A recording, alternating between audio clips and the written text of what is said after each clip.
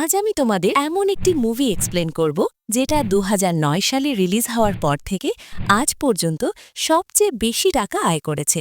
মুভিটার নাম আভাতার। তো বেশি কথা না বাড়িয়ে চলো ঢুকে পড়ি গল্পে। মুভির শুরুতেই আমাদের ভবিষ্যতের পৃথিবী দেখানো হয়। প্রযুক্তির দিক থেকে পৃথিবী এখন অনেক উন্নত হয়ে গেছে, কিন্তু তারই সঙ্গে একটা বিশাল সমস্যা দেখা দিয়েছে। পৃথিবীর জনসংখ্যা এখন এতটাই বেড়ে গেছে যে পৃথিবীর সব প্রাকৃতিক সম্পদ প্রায় শেষ হয়ে এসেছে। এই কারণে বিজ্ঞানীরা আমাদের সৌরজগতের বাইরে নতুন একটি মানুষের থাকার উপযুক্ত গ্রহ খুঁজতে শুরু করে। আর এর কিছুদিনের মধ্যেই বিজ্ঞানীরা পলিফেমাস নামের একটি গ্রহ খুঁজে পায়। যদিও এই গ্রহটা মানুষের বসবাসের উপযুক্ত ছিল না, কিন্তু ওই গ্রহটির প্যান্ডোরা নামের একটি উপগ্রহ ছিল, যেটা ছিল সবুজ গাছপালা, পশু পাখি আর প্রাকৃতিক সম্পদে ভরপুর।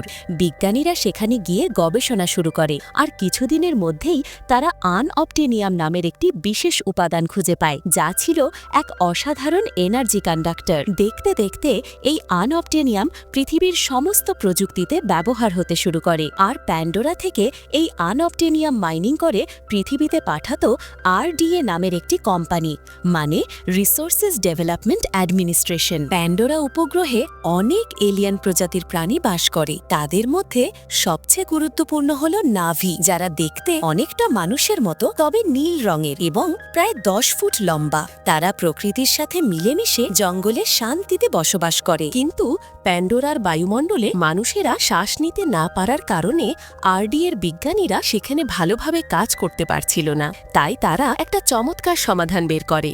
তারা নাভি এবং মানুষের DNA মিশিয়ে একটি হাইব্রিড শরীর তৈরি করে, যাকে বলা হয় অ্যাভাটার। কিন্তু এই শরীরগুলোর নিজস্ব কোনো প্রাণ বা চেতনা ছিল না। মানুষেরা একটি বিশেষ মেশিনের মাধ্যমে তাদের চেতনা দিয়ে এই অ্যাভাটার শরীরগুলো চালাতো। একসময় অ্যাভাটার প্রোগ্রামের প্রধান ডক্টর গ্রেস অগাস্টিনের প্যান্ডোরায় ফিল্ড মিশনের জন্য একজন বিজ্ঞানীর প্রয়োজন পড়ে। তাই পৃথিবী থেকে টম সুলি নামের এক তরুণ বিজ্ঞানীকে বেছে নেওয়া হয়।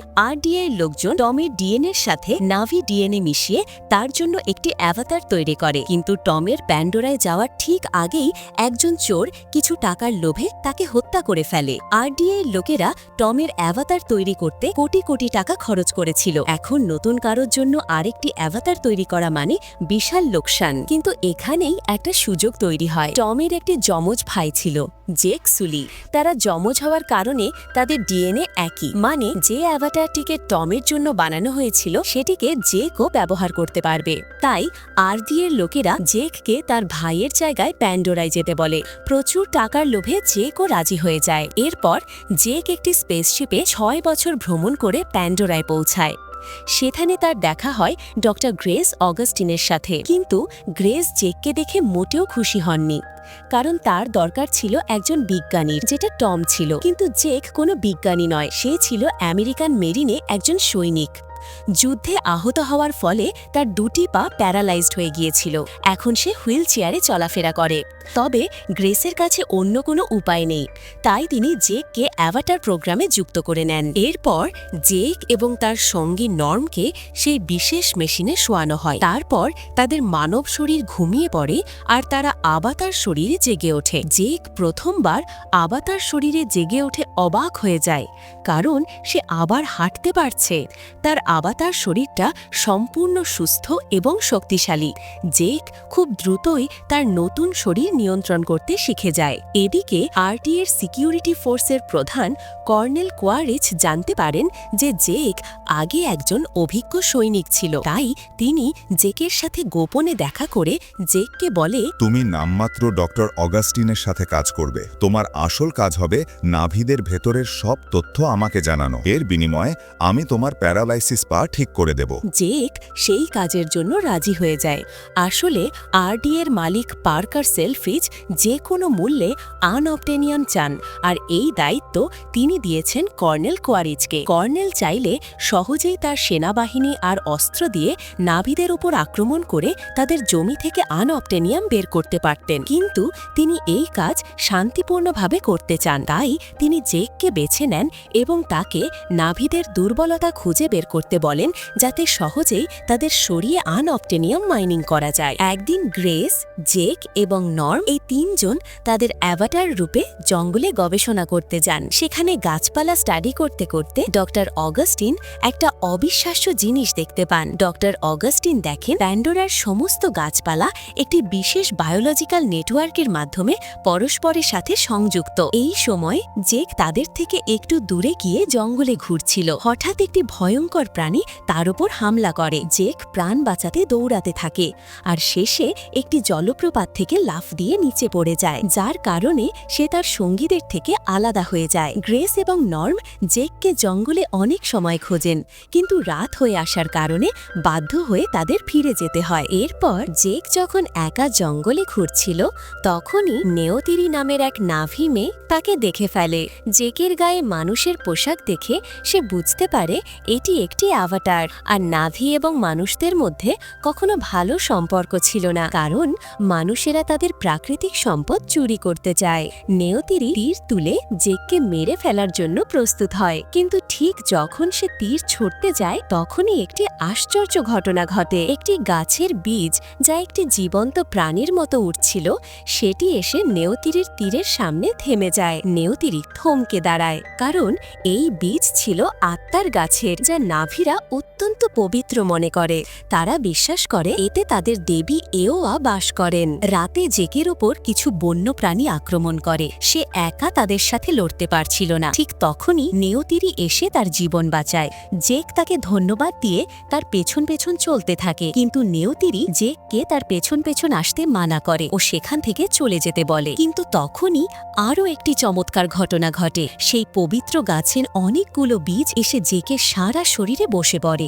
নেওতিরির মনে হয় এটি একটি শুভ সংকেত এবং তার মনে জেকের প্রতি বিশ্বাস জন্মায়। তাই সে জেককে তাদের গ্রামে নিয়ে যায়। ওমাটিকায়া কবিলা একটি বিশাল গাছের চারপাশে বসতি স্থাপন করেছিল, যাকে বলা হয় হোম ট্রি। সেখানে পৌঁছানোর পর কবিলার সর্দার, যিনি নেওতিরির বাবা, জ্যাককে মেরে ফেলার সিদ্ধান্ত নেন, কারণ মানুষেরা প্যান্ডোরার অনেক ক্ষতি করেছে। কিন্তু নেওতিরি সবাইকে সেই শুভ সংকেতের কথা জানায়। এটা শুনে তার মা, যিনি ছিলেন কবিলার ধর্মগুরু, জ্যাককে তাদের সাথে থাকার সুযোগ দেন এবং তাকে নাভি হওয়ার রীতিনীতি শেখানোর সিদ্ধান্ত নেন। আর জ্যাককে প্রশিক্ষণ দেওয়ার দায়িত্ব পড়ে নেওতিরির ওপর। এরপরে সেদিন রাতে জেক খাওয়া দাওয়া করে ঘুমিয়ে পড়ে ও তার আত্মা ফিরে আসে নিজের আসল শরীরে। জেক সেখানে সবাইকে জানায় যে সে এখন নাভিদের সাথে রয়েছে এবং তারা তাকে প্রশিক্ষণ দিচ্ছে। এটা শুনে পার্কার, সেলফ্রেজ এবং কর্নেল কোয়ারিজ খুশি হন, কিন্তু তারা জেককে পরিষ্কার করে বলে দেন তার আসল মিশন নাভিদের তাদের গ্রাম থেকে সরিয়ে দিতে হবে, কারণ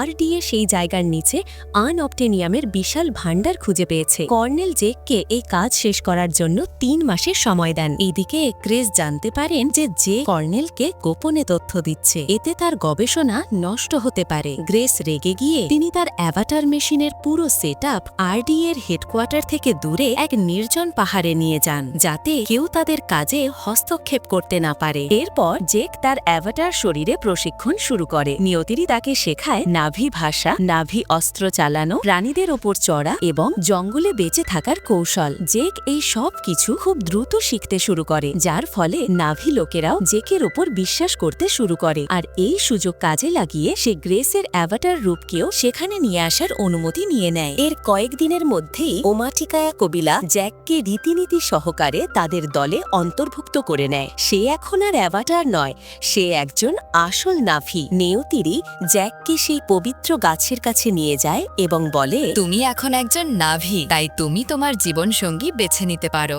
জ্যাক নেওতিরিকে বেছে নেয় আর নেওতিরিও তাকে বেছে নেয়, কারণ এই কয়েক মাসে তারা একে অপরকে ভালোবেসে ফেলেছে। তারা দুজন একসাথে রাত কাটায়। পরের দিন সকালে আরডিএ এর লোকেরা বুলডোজার নিয়ে জঙ্গল ধ্বংস করতে আসে, কারণ 3 মাসের সময় শেষ। জ্যাক তাদের থামানোর চেষ্টা করে, কিন্তু তারা থামে না। তারা জঙ্গলের একটা বড় অংশ ধ্বংস করে দেয়। এতে ওমাটিকায়া কবিলার লোকদের মন থেকে জ্যাক এবং গ্রেসের প্রতি বিশ্বাস উঠে যায়। তারা মানুষদের বিরুদ্ধে যুদ্ধের প্রস্তুতি শুরু করে। পার্কার এবং কর্নেল ক্যামেরায় দেখেন যে জেক তাদের বুলডোজারে আক্রমণ করে থামানোর চেষ্টা করছিল। রাগে ফেটে পড়ে কর্নেল জোর করে জেককে তার আবাতার রূপ থেকে বের করে আনেন। জিজ্ঞাসাবাদ করে তারা জানতে পারেন নাভিরা কোনো অবস্থাতেই তাদের গ্রাম ছাড়বে না। তাই কর্নেল সিদ্ধান্ত নেন তাদের জোর করে সরিয়ে দিতে হবে, নাভিদের হোম ট্রি ভেঙে ফেলতে হবে। গ্রেস তাদের থামানোর চেষ্টা করেন। তিনি বোঝান সেই গাছের নিচে তাদের পুরো কবিলা বাস করে, আর জঙ্গলের সমস্ত গাছপালা একটি জীবন্ত নেটওয়ার্কে সংযুক্ত। কিন্তু আরডিএর লোকদের এসব কথায় কোনো মাথা ব্যথা নেই। জেক পার্কারের কাছে একটা শেষ সুযোগ চায় নাভিদের শান্তিপূর্ণভাবে সেখান থেকে সরানোর জন্য। জেক এবং গ্রেস তাদের আভাতার রূপে ওমাতিকায়া কবিলার কাছে যান। তারা সবাইকে গ্রাম ছেড়ে যেতে বোঝানোর চেষ্টা করেন, কিন্তু তখনই জেক একটা কঠিন সিদ্ধান্ত নেয়। সে সবাইকে তার সত্য পরিচয় জানিয়ে দেয়। আমি তোমাদের কাছে প্রথমে আরডিএর গুপ্তচর হিসেবে এসেছিলাম। আমি জানতাম একদিন তোমাদের এখান থেকে সরিয়ে দেওয়া হবে। এসব শুনে নেওতিরিয়েক এবং পুরো কবিলার লোকেরা জেককে ঘৃণা করতে শুরু করে। নেওতিরি চোখে জল এসে যায়। বিশ্বাসঘাতকতার এই ব্যথা সে সহ্য করতে পারে না। ঠিক তখনই কর্নেল তার সেনাবাহিনী নিয়ে জঙ্গলে পৌঁছে যান এবং তারা হোম ট্রিতে বোমা মারা শুরু করে।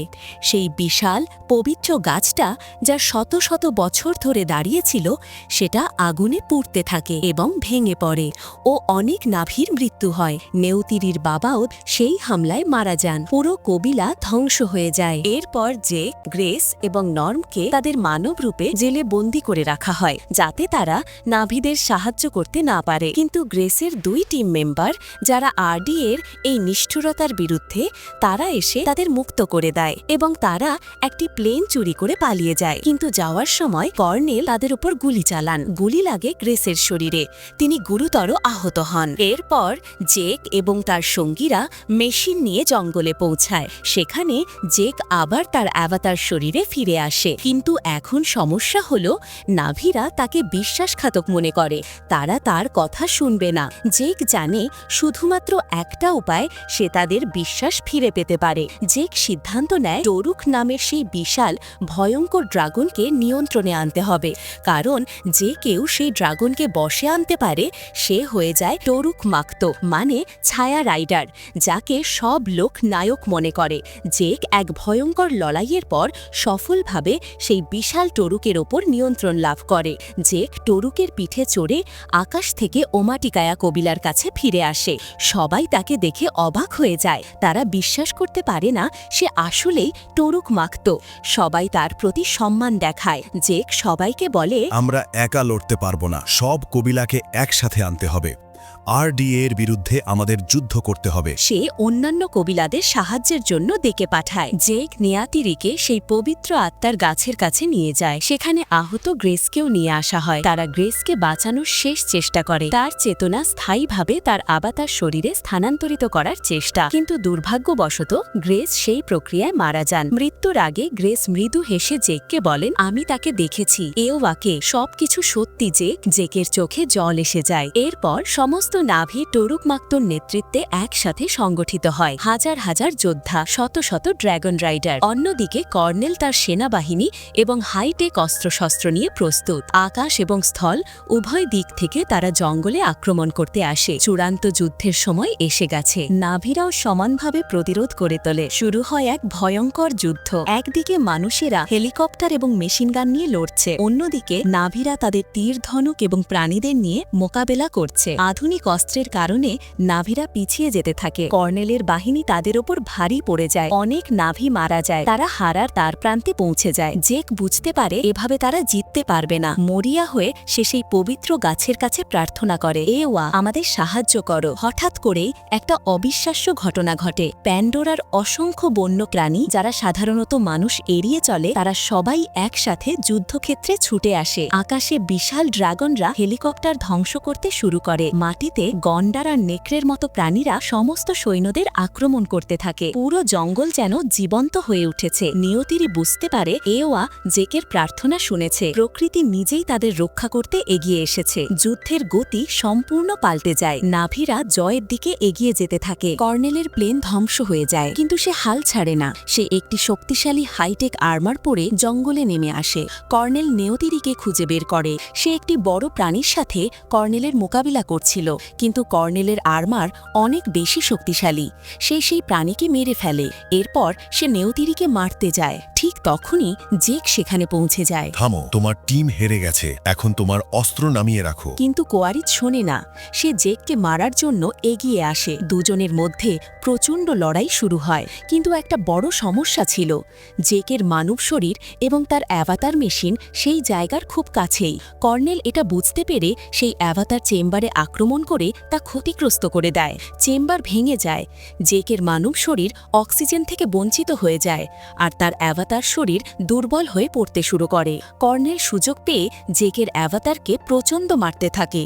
জেক মাটিতে পড়ে যায়, প্রায় শেষ। ঠিক তখনই নেউতিরি উঠে দাঁড়ায়। সে তার ধনুক তুলে নেয়, লক্ষ্য স্থির করে, তীর ছুঁড়ে মারে। তীর তা কর্নেলের বুকে গেঁথে যায়। কর্নেল কোয়ারিজ মাটিতে পড়ে যায় এবং মারা যায়। কিন্তু জেক এখনও বিপদে। নেউতিরি দৌড়ে যায় যেখানে জেকের মানব শরীর অক্সিজেনের অভাবে মরতে চলেছে। সে দ্রুত তাকে অক্সিজেন মাস্ক পরিয়ে দেয়। জেক শ্বাস নেয়, বেঁচে যায়। দুজনের চোখে চোখ পড়ে। নেউতিরির চোখে জল আসে আর জেক মৃদু হাসে। যুদ্ধ শেষ, তারা জিতেছে। যুদ্ধ শেষ হবার পর জেক কবিলার লোকদের কাছে পৌঁছায়। সেখানে সুতে নামের এক নাভি মারাত্মকভাবে আহত অবস্থায় পড়ে আছে। নিয়াতিরিল বাবার মৃত্যুর পর সুতেকেই নতুন সর্দার বানানো হয়েছিল, কিন্তু এখন সে এতটাই আহত যে তার বেঁচে থাকা অসম্ভব। সুতে কষ্ট করে জেকের দিকে তাকায়, তার শেষ শক্তি দিয়ে বলে, তুমি আমাদের বাঁচিয়েছ, তুমি সর্দার হও। এই বলে সুতে শেষ নিঃশ্বাস ত্যাগ করে। জেক এই দায়িত্ব গ্রহণ করে। তার নেতৃত্বে নাভিরা বিজয় উদযাপন করে। এসবের পর আরডি এর সব লোকদের প্যান্ডোরা থেকে বের করে পৃথিবীতে ফেরত পাঠিয়ে দেওয়া হয়। শুধুমাত্র কয়েকজন মানুষকে সেখানে থাকতে দেওয়া হয়, যারা ছিল নাভিদের সত্যিকারের সমর্থক।